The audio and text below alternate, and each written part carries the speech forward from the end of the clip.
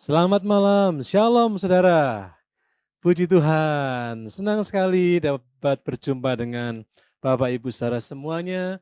Dimanapun saudara berada, kita dipersatukan Tuhan dalam ibadah pengucapan syukur, yaitu ibadah PA malam hari ini. Kita bersyukur buat kebaikan Tuhan yang senantiasa baru dalam kehidupan kita.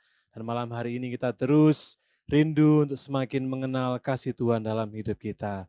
Malam hari ini kita akan bersama-sama mempersiapkan hidup kita untuk menerima bekal firman Tuhan. Hanya Dialah Juru Selamat kita. Kita akan pujikan pujian ini. Yesus kekuatan di hidupku.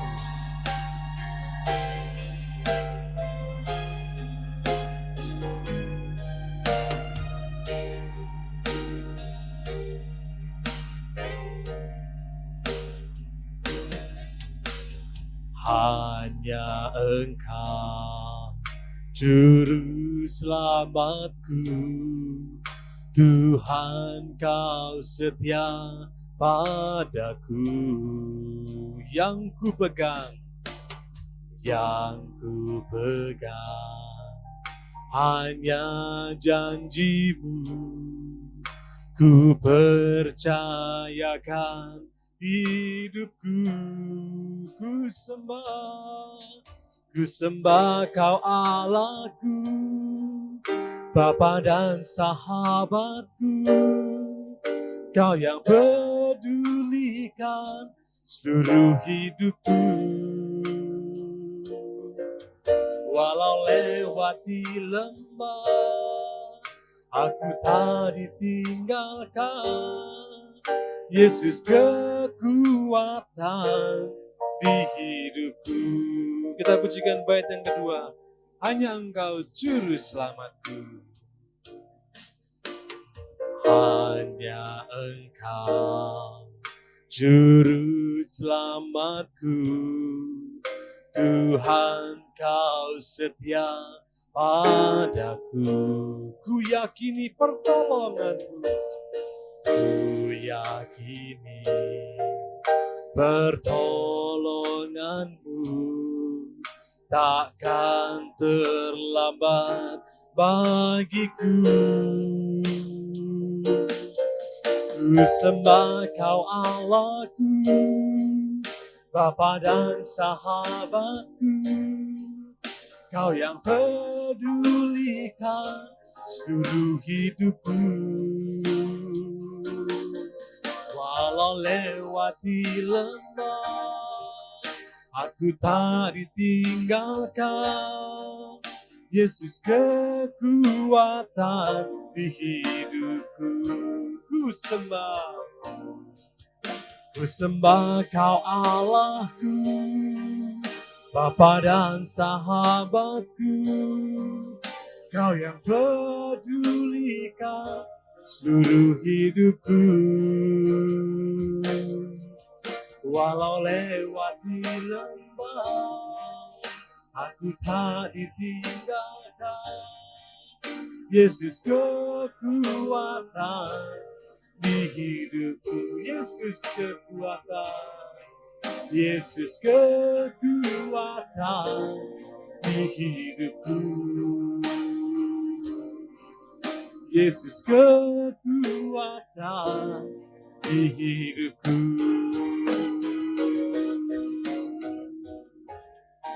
Berdoa memasuki firman Tuhan, saya serahkan kepada Diaken Indra Wijaya.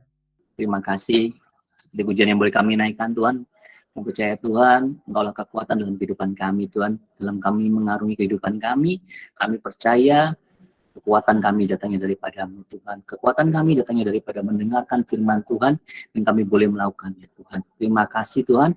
Kau berkati Bapak Gembala dan berkati kami semua untuk siap, Tuhan, untuk dibentuk seturut dengan rencana rancangan Tuhan dalam kehidupan kami. Dan percaya firman-Mu itu menguatkan kami. Firman-Mu itu, Tuhan, adalah janji dalam kehidupan kami, pelita bagi jalan kami. Terima kasih, Tuhan.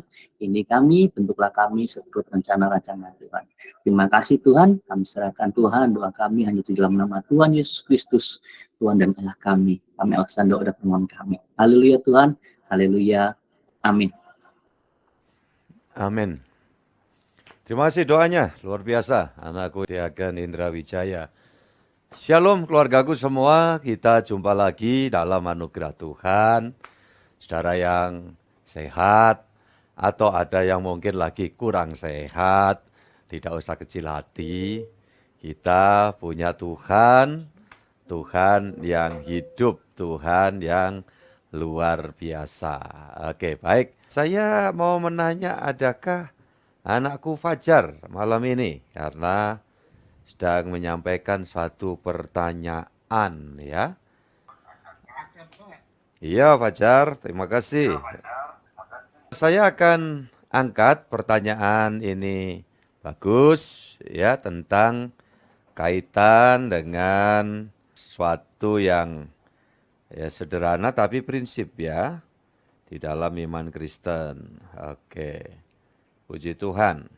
Jika manusia berbuat dosa oleh karena hasutan iblis dan begitu sayangnya Tuhan kepada manusia, mengapa Tuhan tidak langsung membinasakan iblis saja? Mengapa Tuhan malah membinasakan manusia untuk menyisakan hanya Nuh sekeluarga? Apakah Tuhan mempunyai rasa penyesalan dengan menciptakan manusia? Dua pertanyaan tentunya langsung di situ. Di Kejadian pasal 6 ayat 5 dan 7. Saya kira dalam hal ini boleh Pak Yohanes Widodo. Ketika dilihat Tuhan bahwa kejahatan manusia besar di bumi dan bahwa segala kecenderungan hatinya selalu membuahkan kejahatan semata-mata, maka menyesallah Tuhan bahwa Ia telah menjadikan manusia di bumi, dan hal itu memilukan hatinya. Berfirmanlah Tuhan, Aku akan menghapuskan manusia yang telah kuciptakan itu dari muka bumi, baik manusia maupun hewan, dan binatang-binatang melata, dan burung-burung di udara, sebab aku menyesal bahwa aku telah menjadikan mereka. Amin. Jadi, saudara-saudara yang dikasihi Tuhan, ini bagus ya. Yang pertama yang ditanyakan ini adalah kaitannya dengan manusia itu jatuh dosa karena hasutan iblis. Kenapa tidak iblisnya yang dimusnahkan? Ya, kok manusia yang harus dimusnahkan? Pertama-tama perlu saya sampaikan bahwa kata memusnahkan manusia itu adalah berangkat dari satu pokok pikiran tentang bahwa Tuhan itu melakukan suatu pembaharuan, ya, dalam arti Dia akan melaksanakan semacam penciptaan ulang, ya. Jadi saudara-saudara yang dikasihi Tuhan, semacam penciptaan ulang. Toh kita lihat Nuh tidak dimusnahkan, ya. Jadi sebetulnya tidak ada maksud memusnahkan sama sekali. Tapi Tuhan akan membaharui ya dari generasi Nuh dan keluarganya, ya. Jadi saudara-saudara yang dikasihi Tuhan, ini bagus sekali pokok pikiran ini tentang bagaimana kok Allah mempertimbangkannya bukan iblisnya sumber bencana itu. Satu, karena Allah menciptakan iblis itu dalam satu elemen atau bahan yang khusus, yaitu makhluk roh. Maka sesungguhnya dia tidak dapat dimusnahkan dalam pengertian dari kelihatan jadi ya sudah tidak kelihatan. Memang dia adalah makhluk roh. Dan dalam hal ini saudara-saudara yang dikasihi Tuhan, nanti akan ditunggu pada waktunya. Sedangkan kalau manusia itu diciptakan dalam komponen yang double, ya. Secara jasmani fisik diambil dari tanah. Kemudian diberi roh dari roh Allah.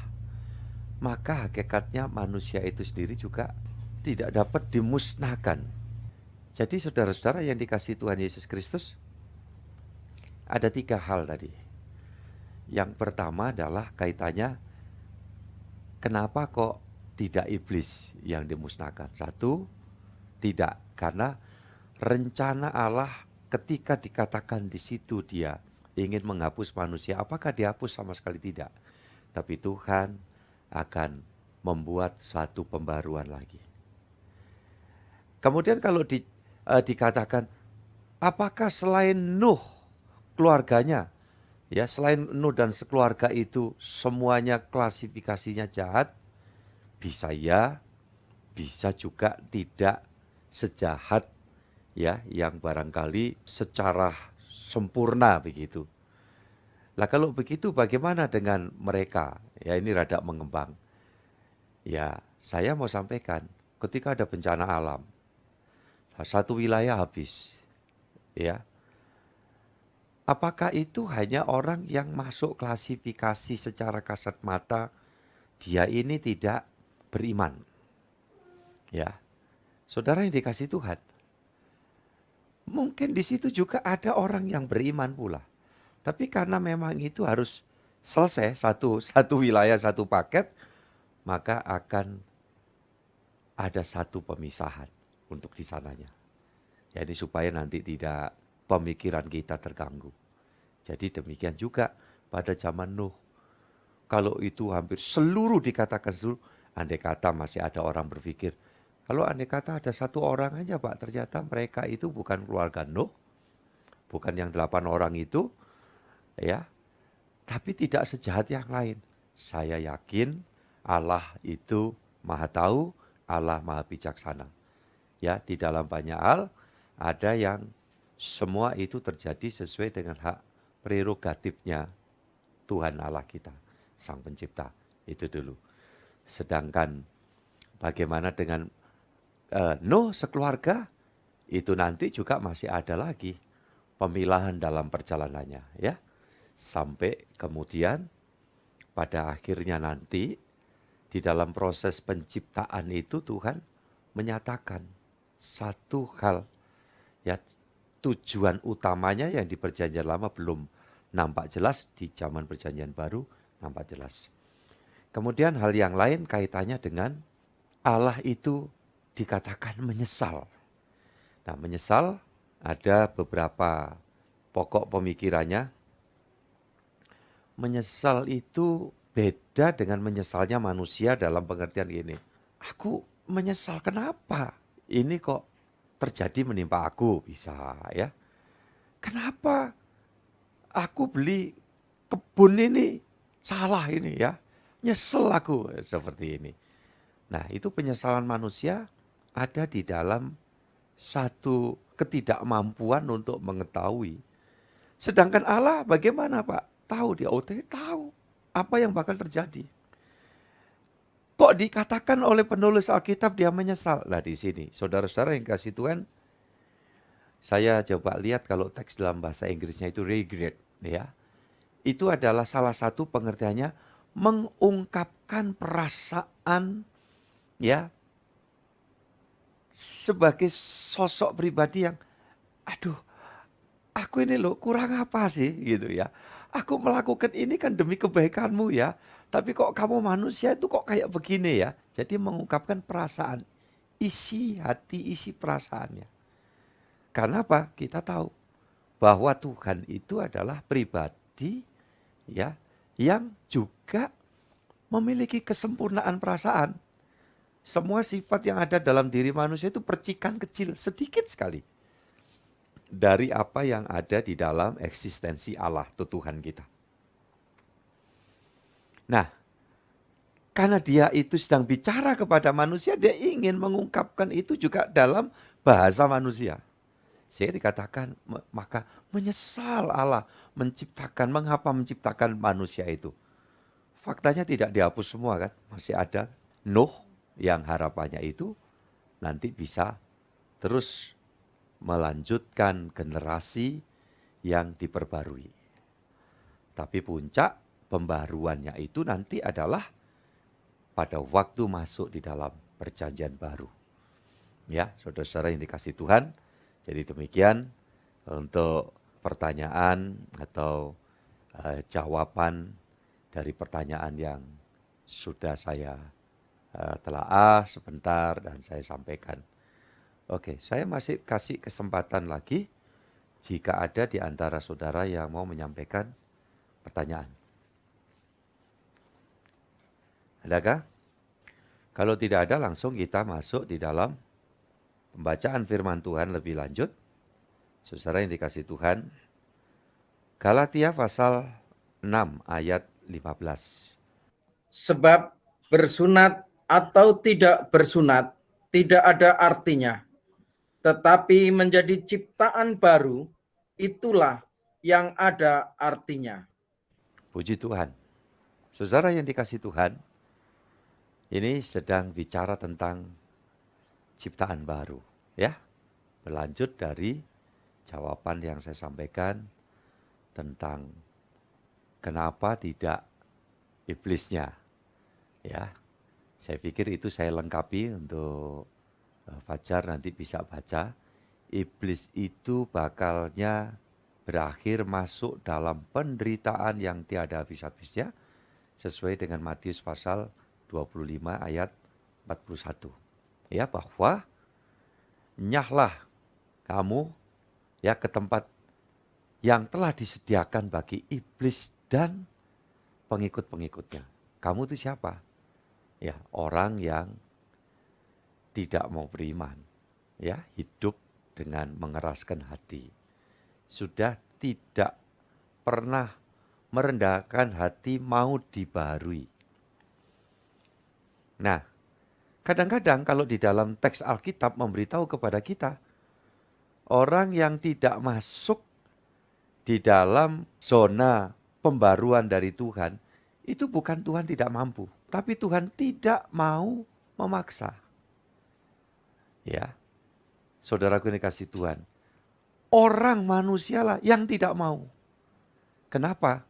Karena kadang-kadang mulai membangun satu pemikiran, konsep kemanusiaannya, bahwa dengan cara itu dia sudah masuk dalam standar yang lebih baik dari manusia lainnya. Nah, dalam hal ini Alkitab mencatat ya bahwa itu dilakukan oleh bukan orang yang tidak ngerti tata krama agamawi. Di Alkitab justru yang menjadi sorotan Tuhan Yesus adalah kaum ahli Taurat, orang-orang Farisi yang sangat memiliki pemahaman keagamawian itu luar biasa. Tapi justru di pemandangan Tuhan, mereka dalam posisi ya yang bagian dari tidak mau, orang yang tidak mau dibarui oleh Tuhan. Ya, saudara-saudara yang dikasih Tuhan. Dan yang demikian, ya sudah.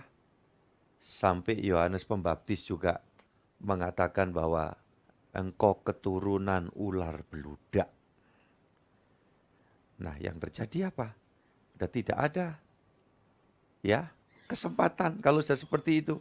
Atau orang itu lebih tepatnya tidak memberi kesempatan pada Tuhan membarui hidupnya. Makanya di sini dikatakan oleh Paulus, hal sunat tidak bersunat. Ini yang dimaksud Paulus dalam konteks Alkitab. Ya, masa peralihan perjanjian lama baru itu bicara tentang prinsip agamawi. Ya, prinsip agamawi. Itu hal sunat tidak bersunat itu tidak yang utama. Yang penting adalah ciptaan baru. Karena ini memang dari awalnya ketika manusia itu dari kakek buyut yang langsung tadi istilahnya itu dihasut ya oleh kuasa kegelapan. Karena ditanyakan tadi bahwa iblis itu penghasut manusia, apakah itu juga jadi gambaran sampai di zaman modern ini. Orang dibuat berpaling dari Tuhan, ya, kemudian mencari kesuksesan.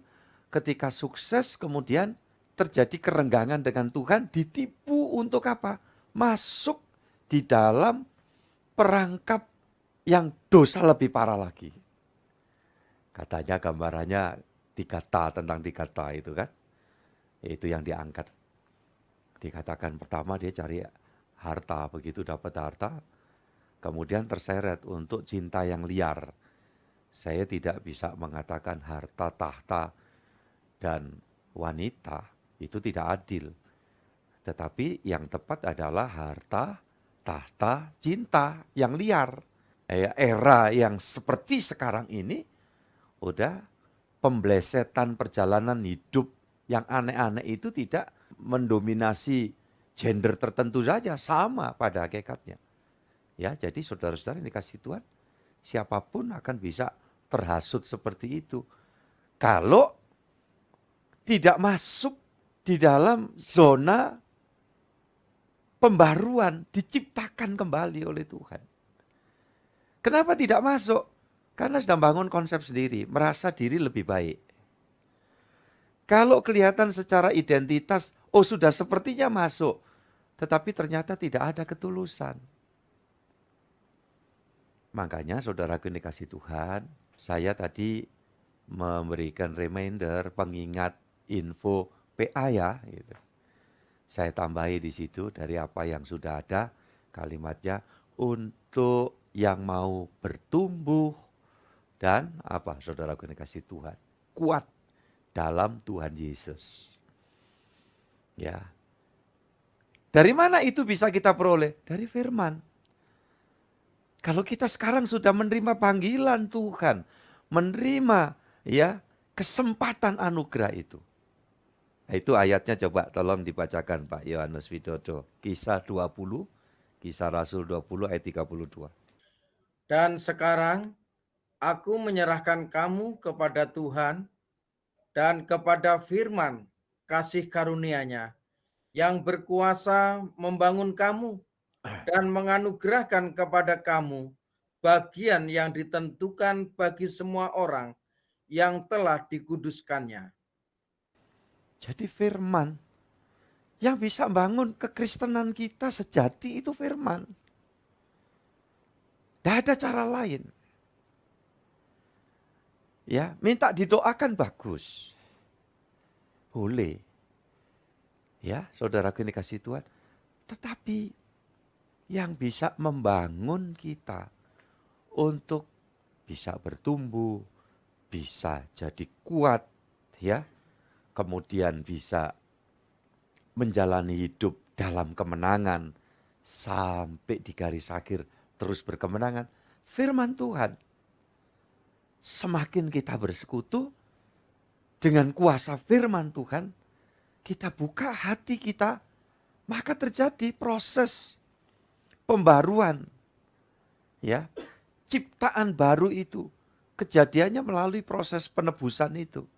Pengampunan, pengudusan, dipenuhi Roh Kudus. Makanya nanti tanggal 19 Mei ya kita mulai di hari Kemisnya itu kenaikan Tuhan Yesus. Hari Jumat tanggal 18 itu kita mulai ya doa pra-Pentakosta. Memperingati sebelum turunnya Roh Kudus. Tapi sekarang sudah Roh Kudus sudah turun.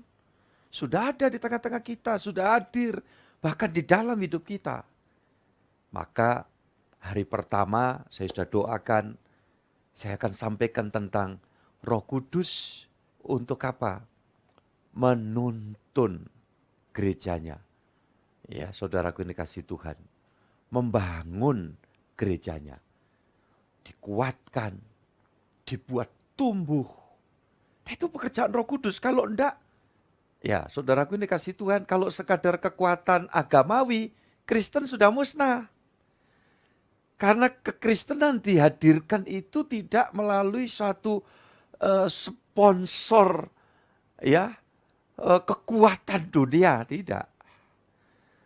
Bahkan keberadaan kekristenan itu, saudaraku yang dikasihi Tuhan, tidak ada di dalam sinergisitas dengan budaya setempat. Kan begitu sejarahnya. Justru sampai kekristenan itu terusir dari akar tempat di mana dia datang. Kenapa? Karena memang Tuhan Yesus berkata, ini ada banyak hal, ya prinsip-prinsip yang kamu lakukan ini, penduduk, ahli-ahli Taurat, yang kamu pakai itu prinsip-prinsip duniawi. Kalau Tuhan Yesus ngajari, kasih orang yang mengasihi kamu, balas orang yang menjahati kamu, gampang diterima. Saudaraku dikasih Tuhan, Yesus dia sampaikan hal yang beda. Iya kan? Kasihilah musuhmu. Pak, berat itu, lepas dari berat atau tidak? Ya, tapi kita dulu harus paham, kalau dalam pertolongan Roh Kudus pasti bisa. Minimal kita tahu, akar ajarannya itu jelas bukan dari rata-rata dunia ini, tapi dari atasnya. Makanya Tuhan Yesus ngomong dalam Yohanes pasal 8 ayat yang ke 23 itu, kamu dari bawah, aku datang dari atas. Saudaraku ini kasih Tuhan. Dan Tuhan Yesus memberitahu suatu kebiasaan yang sudah mengakar di dalam hidupnya manusia itu harus dikiret, harus diamputasi. Ya, kalau perlu dosanya itu dimutilasi, saudaraku ya. Nah itu, tentu culture, habit yang sudah berabad-abad ya di dalam perjalanannya itu merasa diri ya baik-baik saja itu, ketika dapat prinsip-prinsip ini ya menolak. Nah begitu. Tapi penolakan mereka itu justru Tuhan memberitahu bahwa kekristenan, keselamatan yang dibawa oleh Yesus itu bukan untuk melulu satu suku bangsa saja, tetapi seluruh suku bangsa di dunia ini. Sampai jumlah batas yang masuk dalam kasih karunia itu cukup. Cukupnya berapa enggak tahu, itu di dalam Roma 11 ayat 25 itu ya. Jadi saudara-saudara yang dikasihi Tuhan Yesus Kristus, itu sebabnya kita melihat kekristenan itu tidak di bawah sponsor kerajaan, malah dimusuhi, ya kan? Pilatus memusuhi, ya Herodes memusuhi, tua-tua Israel menolak. Iya, coba. Tidak ada sponsor. Tapi heran. Kalau kita mau ngomong identitas, di dunia ini terbesar, ya jumlahnya orang yang mengaku, dia pengikut Tuhan Yesus Kristus. Apapun alirannya itu. Terbesar dari penduduk bumi yang jumlahnya miliaran ini. Loh kok bisa? Itulah dia. Ya itulah dia. Membuktikan bahwa kekristenan hadir itu telah melewati proses yang sudah teruji ya oleh berbagai macam kenyataan. Kalau gitu apa yang menjadikan sumber kekuatan yang menguatkan gereja Tuhan, umat tebusan Tuhan? Tiada lain dan bukan adalah kuasa firman yang dalam pengurapan Roh Kudus itu. Kita baca firman, Alkitab kita baca, kita terus bersekutu seperti ini. Nah itu yang memungkinkan. Kita rasanya udah kayak di ujung tanduk, ya pergumulan udah bertubi-tubi gitu.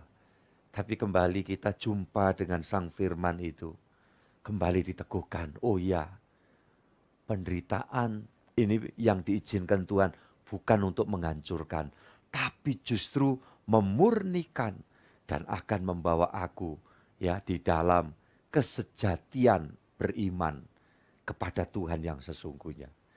Kuat lagi. Ya. Dari sisi lain ketika kita ada suatu titik nadir tertentu, aduh saya mengalami kesulitan ini. Tiba-tiba kadang waktu Tuhan berkenan memberikan pertolongan. Menyatakan kuasanya. Ada mukjizat dan lain sebagainya. Tapi tidak bisa terus kemudian kita ngeklaim kita berpikir hidup tuh pokoknya mukjizat. Justru kita harus banyak melewati perjalanan ya di dunia ini yang semakin hari semakin memiliki pengalaman aku tidak pernah sendiri. Ada Tuhan Yesus. Setuju? Amin, saudaraku. Saudara alami kan? Ya, Puji Tuhan, di dalam banyak hal. Betul Pak Gembala.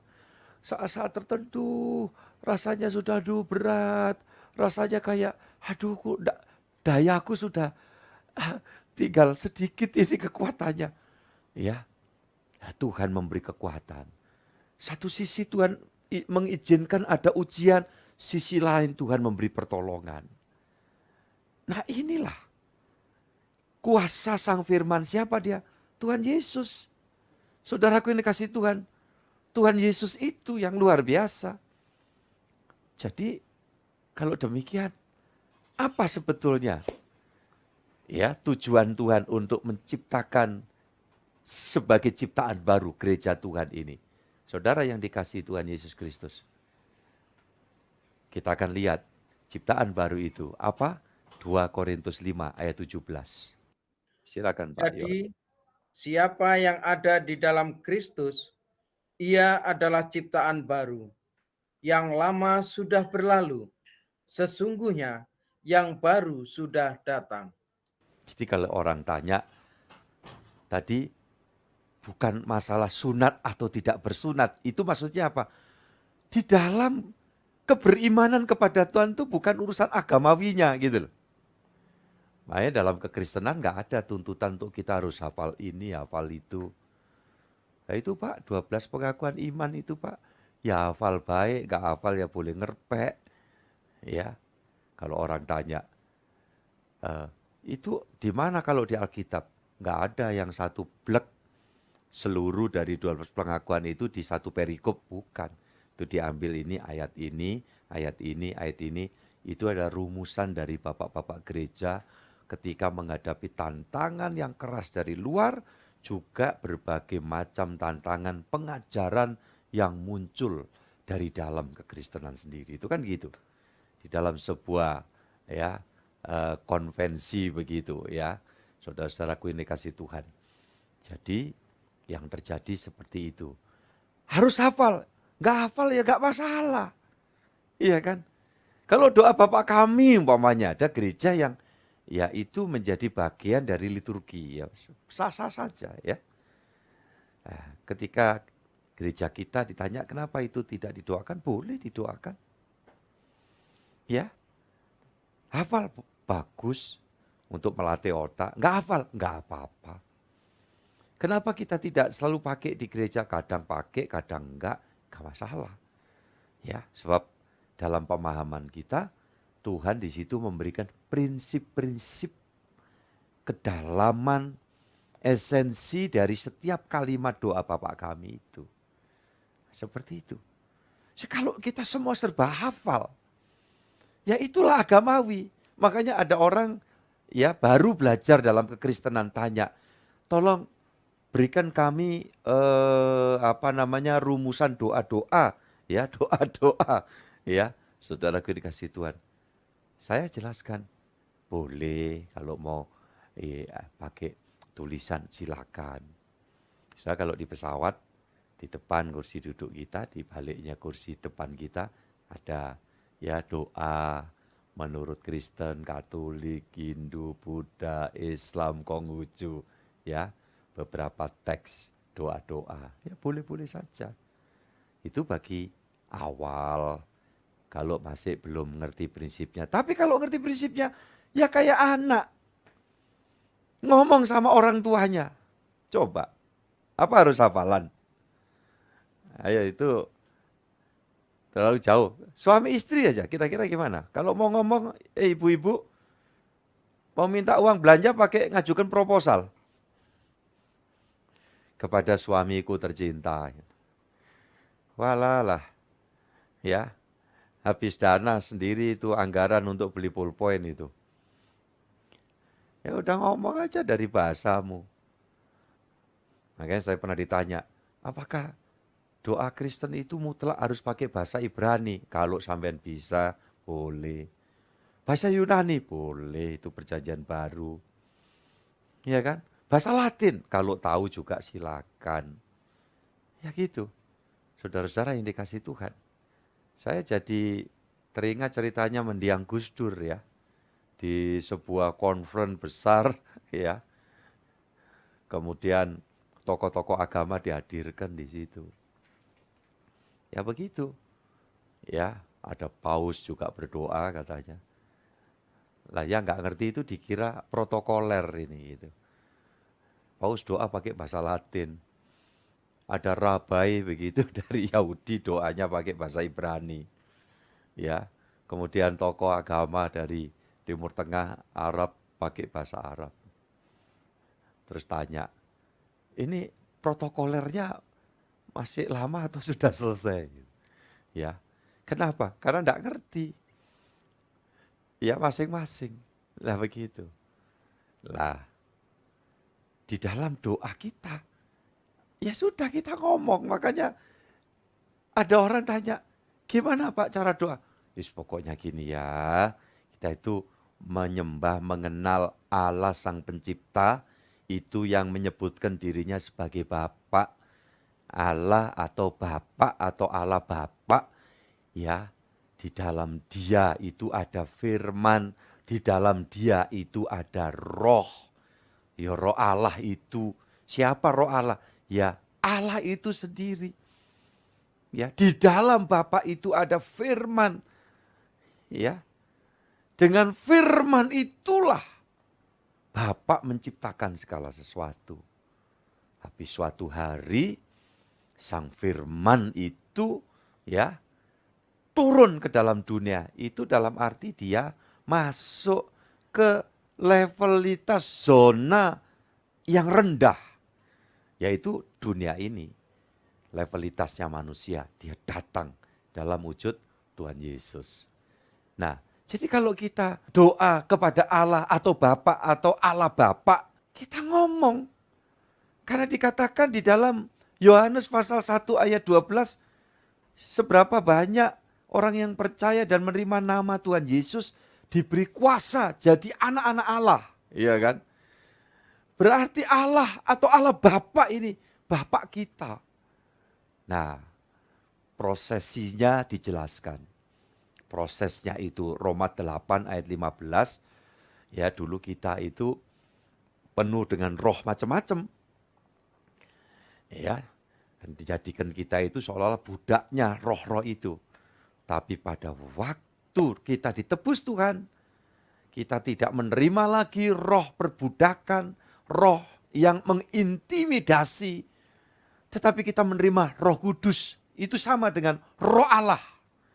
Yang menjadikan kamu anak-anak Allah dan kamu dapat berseru kepada Allah itu. Ayo saudara katakan apa? Ya, ya Aba, ya Bapa. Nah, saudaraku yang dikasihi Tuhan. Ini yang kekristenan memberi tahu kepada kita, saudaraku yang dikasihi Tuhan. Bahwa luar biasa karya Tuhan itu. Bagaimana doanya? Ya ngomong, Bapak, kami bersyukur, kami memuliakan Engkau. Minta, boleh. Ya, pada akhirnya, ya saudaraku yang dikasihi ini kayak pinnya begitu, ya toh, dalam nama Tuhan Yesus Kristus. Atau orang berkata, bersama Yesus aku datang kepadamu. Yesus ini siapa? Ya Sang Firman yang datang dari Allah, yang keluar dari Allah, yang mendampingi kita untuk kita dapat sampai kepada Allah. Ya, karena Sang Firman itu yang turun dan membawa kita ke sana. Sementara yang dibawa adalah komunikasi hubungan roh kita dengan Allah. Tapi satu hari roh kita akan dibawa oleh Tuhan Yesus ya sampai kepada Bapa. Seperti Tuhan Yesus katakan kepada penjahat yang bertobat di atas salib Golgota, hari ini juga bersama aku kamu ke Firdaus. Tuhan Yesus mengatakan dalam Yohanes 14 ayat 6, kita tahu semua kan? Dikatakan aku jalan, kebenaran dan hidup, tidak seorang pun dapat kembali kepada Bapa jika tidak bersama dengan aku. Aku siapa? Sang Firman yang sudah mengusahakan segala sesuatu ya buat kepentingan kita manusia. Saudaraku ini kasih Tuhan, yang dikasih Tuhan, yang disayangi Tuhan. Makanya hakikatnya sejahat apapun latar belakang kita sangat buruk sekalipun, Tuhan hanya minta kerendahan hati kita, sujud di bawah kakinya. Saudara, tidak ada dosa yang terlalu besar yang tidak diampuni Allah melalui korban Sang Kristus Yesus, Juru Selamat kita itu. Kenapa? Karena urusan intinya udah diselesaikan. Tempat transitnya, ya arwah, jiwa, ya manusia berdosa turunan Adam, yaitu alam maut. Sudah ada kotaknya masing-masing, ada kamarnya masing-masing. Itu Yesus sudah tempati, sudah dibayar oleh kedatangan Yesus turun ke alam maut. Supaya kita itu damai dengan Bapa. Dulu kamu seteru, tetapi sudah didamaikan oleh korban Tuhan Yesus Kristus. Itu tujuannya. Makanya kalau ada orang ngomong, saya kekristenan itu sangat cocok, saya setuju. Tapi masalahnya, itu yang saya masih harus belajar banyak. Kok Yesus firman itu harus mati, pakai mati, pakai bangkit. Lulah ya, wong itu dilakukan dia, Tuhan Yesus melakukannya dengan segala macam yang dia lakukan. Ada orang yang rese, ya kan? Ya kalau mau terima saja. Makanya ada orang, saya itu yakin Yesus menyembuhkan orang mati, membangkitkan orang lumpuh, membangkitkan orang-orang yang di kuburan. Saudaraku ini kasih itu. Tapi saya nggak setuju kalau Yesus tuh pakai mati tuh. Lah wong jelas-jelas Yesusnya mati, kuburannya ada. Lantas kita umpamanya yang sudah menjadi anak Tuhan itu rada-rada terpengaruh gitu. Terpengaruh itu jangan yang gitu. Mesti terpengaruh ya hal yang positif. Nah kalau ada orang coba memberikan satu data, fakta satu-satunya. Mengalahkan data, fakta yang Alkitab berapa saksi mata melihat menulis.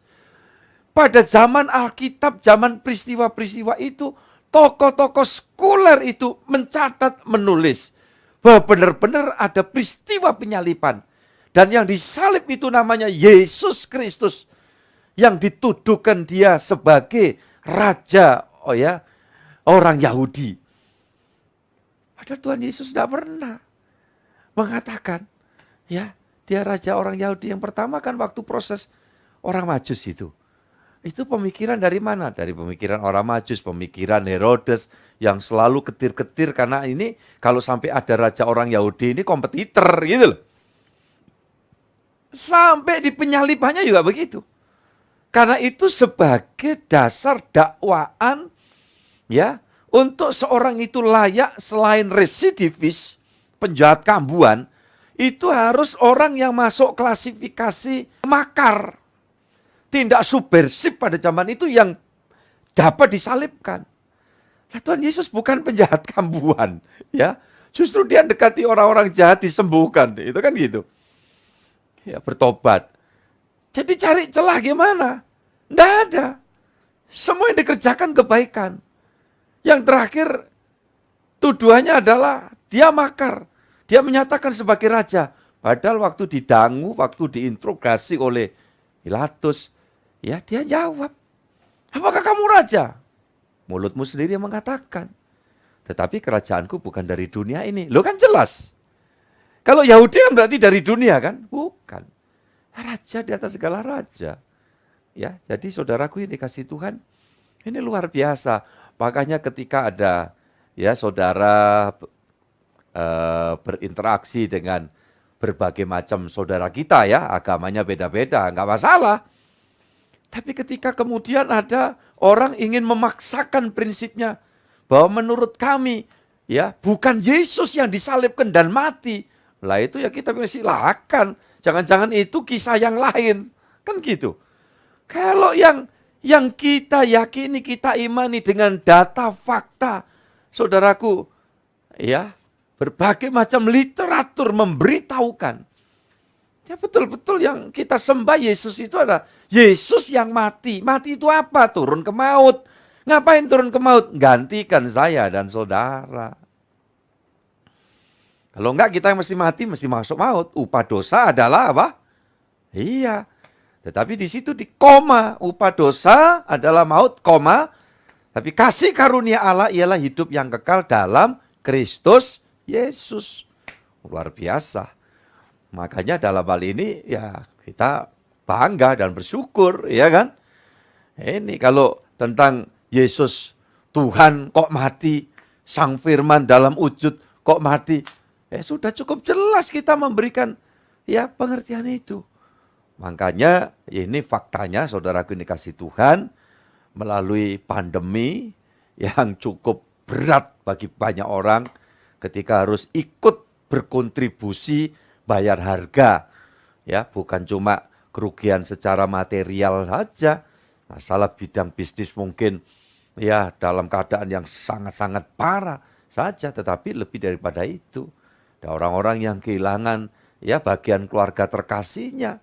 Ya, saudaraku ini kasih Tuhan, dan ternyata itu tidak sia-sia. Itu dari awal dari ya Maret 2020 saya sudah mengatakan kalau ada terjadi ini mungkin ada orang-orang yang harus ikut bayar harga melihat ini. Tetapi ada rancangan Tuhan di balik itu semua. Nah, yang terjadi apa? Di belakangan ada tokoh-tokoh yang ya mengatakan bahwa waduh, sekarang perlipat gandaan orang yang beriman kepada Tuhan Yesus itu luar biasa. Ya, saudara-saudara yang dikasih Tuhan. Makanya sampai kapanpun pelayanan online ini ya kita pertahankan. Kita sinergis. Makanya kalau saya serukan, tolong bagikan ya link. Ini adalah tugas yang Tuhan percayakan buat kita semua. Ingat, tidak ada kaitannya dengan apa kepentingannya Pak Gembala. Kalau mungkin ada segelintir orang yang berpikir untuk menambah subscriber atau mungkin viewer, ya segala macam, ujung-ujungnya itu untuk duit. Sampai hari ini, saudaraku dikasih Tuhan, tidak ada pikiran seperti itu. Ya, bahkan ada yang pernah ngusulkan, Pak, kenapa enggak Bapak mencantumkan nomor rekening saudaraku yang dikasih Tuhan untuk gereja kita. Saya bilang, enggak lah. Jadi kalau ada orang yang berkepentingan, yang info, minta, ya kita kasih. Ya, jadi saudara-saudara yang dikasih Tuhan, bukan itu tujuannya. Faktanya selama pandemi, hampir 3 tahun, puji Tuhan, biaya operasional, maintenance, gereja, malah renov, malah bangun. Saudaraku yang dikasih Tuhan, kalau Tuhan berkehendak, bisa saja. Dan bagaimana dengan jemaat? Faktanya saudara semua juga dikasih hidup. Yang Tuhan kasih kesempatan masih melayani di sini. Mungkin sempat mengalami perjalanan yang berat. Saudaraku yang dikasih Tuhan. Faktanya Tuhan masih memberikan pembelaan kepada kita. Amin, saudaraku yang dikasih Tuhan. Dan itu yang selalu saya tegaskan. Puji Tuhan ya. Hari ini saya bisa menyampaikan prinsip-prinsip ini kepada kita semua. Itu sebabnya Tuhan mau saudara-saudara yang dikasih Tuhan untuk kita terus menyediakan hidup kita untuk mengalami pembentukan dari Tuhan secara nyata dari hari ke hari. Sekarang apa kalau gitu tujuan yang Tuhan ingin kita lanjutkan? Tadi, kalau kita dalam proses ciptaan baru, dikuatkan, diprotek, dibangun, maka Tuhan ingin kita juga membangun orang lain. Nah ini, saudaraku ini kasih Tuhan. Ini tugas yang Tuhan percayakan buat kita, mandat surgawi loh ini. Ya, kehadiran kita yang sudah di dalam proses sebagai ciptaan baru. Melalui kekuatan, kelahiran, kematian, kebangkitan Tuhan Yesus Kristus. Kita menjadi anak-anak Allah yang selalu memiliki pengharapan. Sekarang apa? Ditugasi untuk membangun, menguatkan orang yang lain. Ya, di dalam kuat kuasanya. Saudaraku yang dikasih Tuhan, kita buka Roma pasal 14 ayat 19. Sebab itu, marilah kita mengejar apa yang mendatangkan damai sejahtera dan yang berguna untuk saling membangun. Puji Tuhan. Apa yang kita kejar? Haleluya. Ya. Apa yang kita kejar? Duit. Halo. Istilahnya Fajar, apa Fajar? Tahta ya Fajar? Ya, kita mengejar apa? Kan gitu. Saudara-saudara yang dikasih Tuhan, kita ingin Pak memiliki kehidupan yang lebih mapan. Boleh, sah-sah saja. Ya, dan untuk itu kita juga harus apa? Di dalam hidup ini ya cari ilmu, membangun semangat, gairah. Gitu. Tapi kalau bicara tentang tujuan utama di dalam hidup itu, ayat ini memberi penjelasan kepada kita. Saudara-saudaraku yang dikasih Tuhan, ya luar biasa itu kan di dalam Roma pasal yang ke berapa tadi? 14 ya. 14 ayat yang ke-19 itu.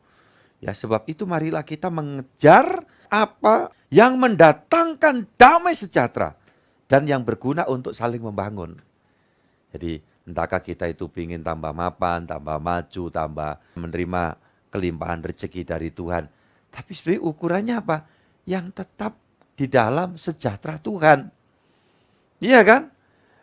Nah, apa artinya kalau kemudian kita mencapai sesuatu itu justru kita kehilangan damai, kita kehilangan sejahtera. Maksudnya kehilangan damai apa? Jadi permusuhan lagi sama Tuhan.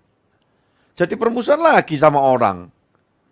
Karena kita pikir adalah subjektivitas keuntungan yang supaya kita raih. Dari awal tujuannya begitu. Kalau kita tidak begitu, terus Tuhan bikin untung kita, Tuhan buat kemajuan kita semakin nyata. Karena Tuhan melihat kita ada kesungguhan, kita disiplin, kita terus berjuang. Ya nggak ada salahnya. Ya nggak ada salahnya. Karena orang yang demikian itu nanti akan dapat memfollow up apa yang sudah Tuhan percayakan itu dengan semakin merendahkan hati dan tanya, Tuhan ajari lewat semua kesempatan yang kau anugerahkan, membawa kami ini terus dalam koridor damai dan sejahtera Tuhan. Jadi tidak salah. Ya, karena Tuhan datang itu ingin menguntungkan kita kok. Tapi jangan dari kita ini yang terus mengutamakan keuntungan. Itu yang membuat kita jadi keblinger. Karena Alkitab Paulus mengatakan juga tidak jarang orang yang berburu kekayaan itu justru terjatuh di dalam berbagai-bagai pencobaan. Ayat itu dirilis oleh Profesor Renard Casali ternyata ketika dia sedang bicara ya di dalam prinsip umum ya. Dan beliau sampaikan tentang hal itu. Ya, jadi saudara-saudara yang dikasih Tuhan Yesus itu firman Tuhan mengingatkan buat kita. Ya, kalau orang kerja, semangat, berjuang, terseok-seok, sempat juga barangkali dalam bidang usaha yang ditempuh itu yang namanya proses ya kan. Istilah bolehlah pakai jatuh bangun. Ya, saudaraku yang dikasih Tuhan.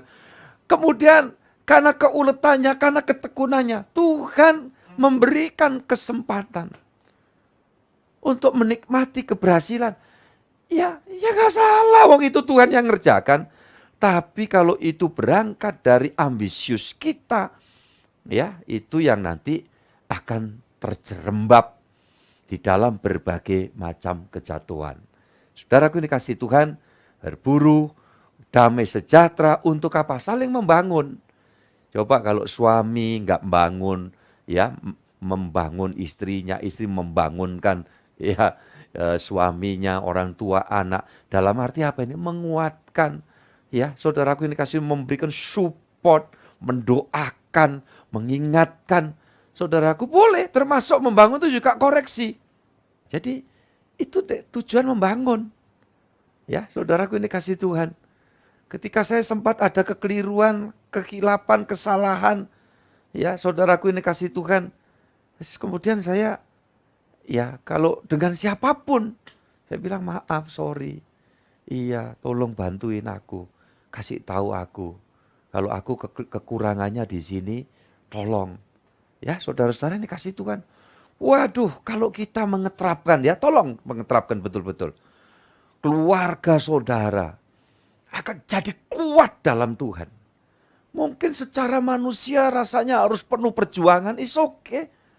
Tetapi perjuangan yang kita gumuli perjalanan hidup dengan pengharapan kepada Tuhan, dengan terus menyemangati diri, saling menyemangati satu dengan yang lain. Mungkin orang tua anak, anak orang tua, ya saudaraku yang dikasih Tuhan, itu akan mengantarkan kepada satu keadaan yang betul-betul ada kekuasaan campur tangan Tuhan bakal dinyatakan. Ya, saya berharap moga-moga kita mengerti pakai istilah ini, saudara-saudara yang dikasih Tuhan. Ya, coba kita akan lihat di dalam Roma pasal 15 ayat yang kedua. Setiap orang di antara kita harus mencari kesenangan sesama kita demi kebaikannya untuk membangunnya. Nah, jadi saudara yang dikasih Tuhan, kalau kita betul-betul ya berada di dalam prinsip seperti ini, yang terjadi seperti yang Alkitab katakan. Ya, kalau ayat tadi awal saya bacakan, hal sunat atau tidak bersunat, itu bukan itu yang utama, tetapi yang utama ciptaan baru. Maka saya jelaskan, ya, dalam hal kita beriman kepada Tuhan itu bukan sisi agamawi yang utama, melainkan betul-betul mengalami ciptaan baru. Ya, dari sisi kita cuma diminta kontribusi apa? Merendahkan hati, menyerahkan hidup, mau dituntun. Maka Tuhan yang membuat kita mengalami perubahan besar. Dan akhirnya apa? Dipakai Tuhan jadi berkat. Ini karena Tuhan suruh, dikatakan setiap orang di antara kita harus mencari kesenangan sesama kita demi kebaikannya untuk membangunnya. Saudara, ini adalah prinsip yang betul-betul objektif. Kalau kita itu berpikir untuk aku ingin menyenangkan orang, membangun orang. Ya. Terus bagaimana Pak dengan kita sendiri? Kalau kita dikaruniai, ya, bisa menguatkan orang, itu berarti kita kuat. Ya, saudaraku yang dikasih Tuhan. Kalau ada orang yang bawaannya itu minta perhatian, minta dimengerti, itu lemah. Maaf ya, saya harus katakan ini. Supaya apa? Kita keluar dari zona itu. Saudaraku yang dikasih Tuhan. Apalagi ya menuntut kepada semua orang. Itu masalah. Kita di dalam keadaan apapun kalau bisa ya nyenengkan orang. Ya, saudaraku yang dikasih Tuhan, saya banyak belajar ya dalam hal ini. Melihatnya, ya Pak, kalau lagi seneng sih itu lebih mudah Pak. Justru kalau kita ngalami kurang seneng, lagi kurang sehat. Saudaraku yang dikasih Tuhan. Apalagi kita bersentuhan dengan orang di sekeliling kita. Pada hakikatnya tidak ada orang itu yang seneng disakiti, ya kan? Nggak ada orang yang seneng kalau dituntut untuk ngerti terus, itu juga nggak ada. Ya, nah itu sebabnya kalau kita belajar seperti ini, maka kita ada di dalam posisi hidup dalam kebenaran. Itu tanpa kita buat konsep, tanpa kita itu berusaha mati-matian, enggak. Ya kita rendah hati, mau dituntun Tuhan, sama. Baik kami para rohaniwan, ataupun juga para awam, jemaat, umum. Saudaraku ini kasih Tuhan, sama-sama kita diharapkan memiliki satu sikap berpikir dan berperilaku. Ya bukan topeng ya, bukan lip service ya, bukan pencitraan, enggak. Tapi ada kerinduan. Saya yakin saat ini kalau saudara dan saya sama-sama memiliki kerinduan, kehadiranmu dimanapun pasti jadi berkat. Amin. Dan otomatis kita ada di dalam posisi yang ada dalam kebenaran melampaui strata agamawi tadi. Gitu loh. Ada ayatnya ini, yuk kita buka. Matius 5 ayat yang ke-20. Maka aku berkata kepadamu, jika hidup keagamaanmu tidak lebih benar daripada hidup keagamaan ahli Taurat dan orang-orang Farisi, sesungguhnya kamu tidak akan masuk ke dalam kerajaan surga. Puji Tuhan, sesungguhnya jika keagamaanmu tidak lebih benar.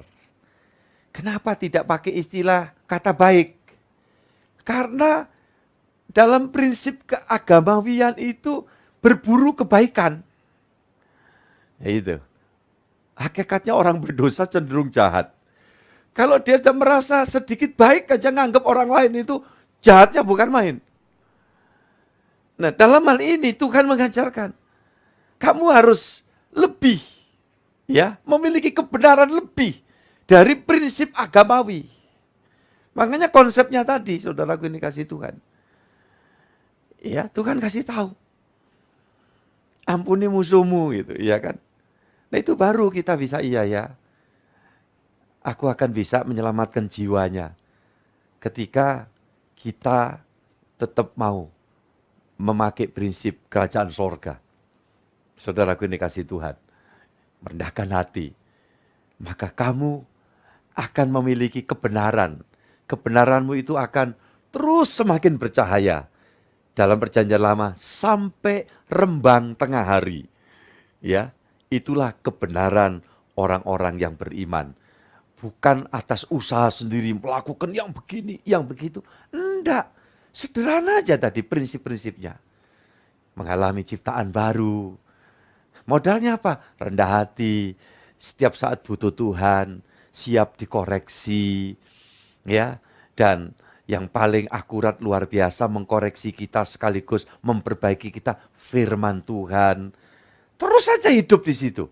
Saudara, nanti tanpa kita rasakan, tiba-tiba kita sudah sampai ada di garis finish dan kita menerima mahkota mulia yang Tuhan sediakan buat kita semua. Itu sebabnya terus introspeksi diri, doa dan harapan saya kita saling membangun, saling menguatkan, ada unsur saling mengoreksi, boleh. Ya, untuk apa? Jangan sampai kita terus di dalam kekeliruan, terus menerus. Ya, saudaraku ini kasih Tuhan mendoakan satu dengan yang lain. Saya percaya kita akan menjadi pribadi-pribadi anak-anak Tuhan yang kuat di dalam Tuhan, di dalam menjalani hidup ini. Sekali lagi, tiba-tiba saja kita sampai di garis finish dan Tuhan berkata, masuklah dalam kebahagiaan Tuhanmu untuk selama-lamanya. Amin. Tuhan berkati saudara, kita semua bersyukur karena malam ini kita dapat menikmati persekutuan dengan firman Tuhan. Iya, puji Tuhan. Terima kasih Pak Yohanes Widodo, Tuhan berkati. Semua rekan hamba Tuhan, terima kasih. Kehadiran Anda semua memberikan support buat saya dan tim yang ada di studio Pastori ini. Iya, kita akan naikkan syukur untuk firman Tuhan yang sudah kita terima pada malam hari ini. Salah satu pelayan Tuhan di Surabaya, Bu Ruslan, berkenan menaikkan doa syukur untuk firman yang sudah kita terima. Silakan Bu di unmute. Selamat ulang tahun Pak Suko Purwanto, Tuhan berkati. Juga cucu Ibet, Tuhan memberkati. Hari ulang tahunmu Tuhan menyertai. Puji Tuhan. Silakan Bu Ruslan bersyukur dulu untuk firman. Saya akan tutup doa berkat nanti. Tuhan Yesus, terima kasih bahwa firman-Mu sudah dibawa Bapak Gembala. Kami percaya setiap kami yang hadir akan diberkati. Karena firman itulah senjata Allah selalu menyelamatkan kami. Terima kasih Tuhan Yesus. Bela firman Tuhan yang kami terima. Terus kami terus dibangun. Iman kami semakin dewasa. Sehingga iman kami tidak dibelenggukan oleh arus dunia ini. Bela kami terus dituntun firman Tuhan. Perjalanan hidup kami boleh sampai ke tujuan kekal abadi. Hanya bersama Yesus Kristus. Terima kasih Bapak. Di dalam nama Yesus kami sudah berdoa dan bersyukur. Pada akhirnya kami mohonkan rahmat dan berkat untuk semua keluarga besar kami yang hadir saat ini, istimewa para rekan, hamba-hamba Tuhan, kawan sejawat kami di berbagai tempat. Terus Tuhan urapi, Tuhan pakai, dan Tuhan jadikan pribadi-pribadi yang menguatkan, membangun kerajaan Allah, membangun pribadi-pribadi untuk selamat di dalam anugerah Tuhan. Terima kasih Tuhan, kemurahan-Mu turun atas setiap kami, dan bahkan secara khusus Diaken Suko Purwanto yang hari ini berulang tahun, Tuhan memberkati. Demikian juga untuk cucu Ibet, Tuhan, Engkau memberkati, menuntun sejak masa mudanya, semua ada dalam anugerah Tuhan. Pada akhirnya, kami menyerahkan seluruh keluarga besar kami dimanapun berada dalam berkat Tuhan. Indonesia Tuhan berkati. Negara dan bangsa kami terus Tuhan limpahi dengan damai sejahtera. Tuhan Yesus persiapkan untuk kami besok melaksanakan puasa dan bersama berdoa pada jam 11:15 pagi. Tuhan mengurapi kami semua. Terpujilah Engkau sekarang sampai selama-lamanya dan kasih kemurahan-Mu melimpah atas kami dari hari ini sampai Tuhan Yesus datang yang kedua kali, menjemput dan mengantar kami pulang ke Firdaus Sorgawi. Atas nama Bapa, Putra, dan Roh Kudus, Allah yang Esa, yang kami kenal sembah dalam Tuhan Yesus Kristus. Bapa, terima kasih.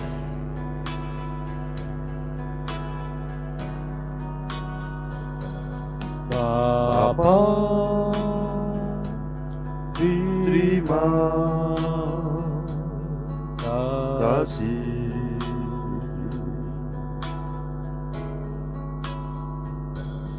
Bapa, terima kasih.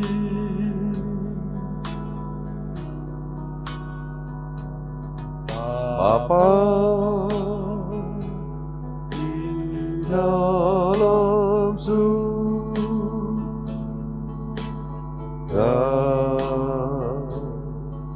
syukur terima kasih.